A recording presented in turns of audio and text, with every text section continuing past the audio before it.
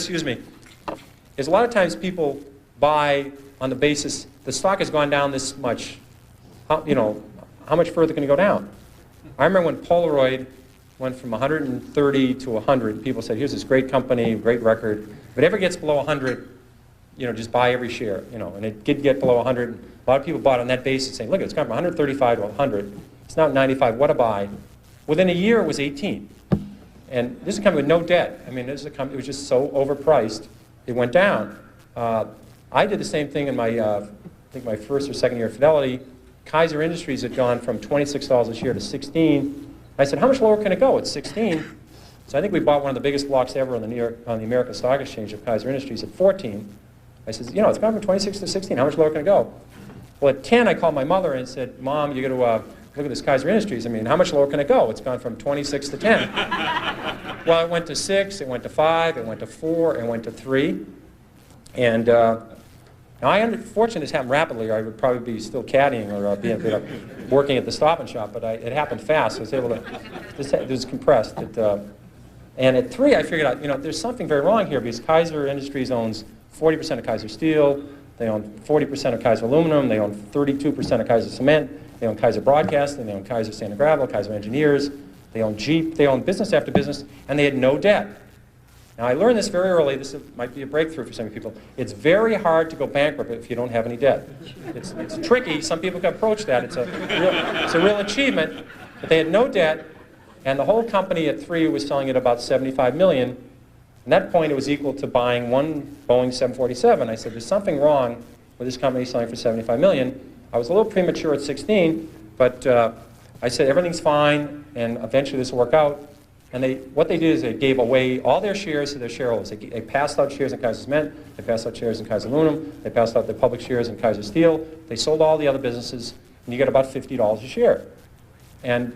But if you didn't understand the company, if you were just buying on the fact the stock had gone from 26 to 16, and then it went to 10, what would you do when it went to 9? What would you do when it went to 8? What would you do when it went to 7? This is the problem that people have, is they sell stocks because they didn't know why they bought it, then it went down, and they don't know what to do now. Do you flip a coin? Do you walk around the block? What do you do? Psychiatrists haven't worked so far. I've never seen them running in. The Psychological Psychiatry Fund, I've never seen listed for with the SEC to make it through as a mutual fund. So they haven't seemed to help. I've tried prayer. That hasn't worked. So if you don't understand the company, you have this problem when they go down. Eventually, they always come back. This one doesn't work either. People think RCA just about got back to its 1929 high when General Electric took it over. A lot of double knits never came back. Remember those beauties? Floppy disks, Western Union. The list goes on and on.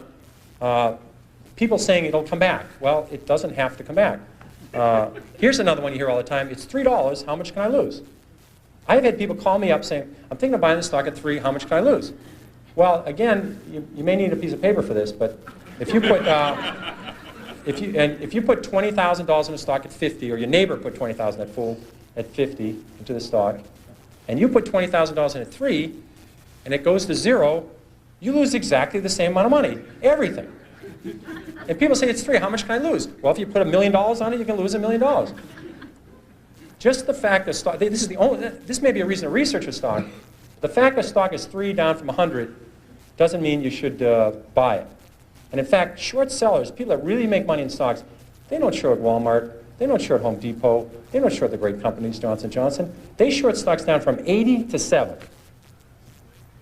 They'd like to short it at 16 or 22, but they figured out at 7 that this company is going to go to 0. They just haven't blown taps on this thing yet. It's going to 0. And they're selling it short at 7, they're selling it short at 6, at 5, at 4, at 3, at 2, at 1 1/4. And you know to sell something short, you need a buyer. Somebody has to buy the damn thing. And you wonder, who's buying this thing? It's these people saying it's 3. How much lower can it go?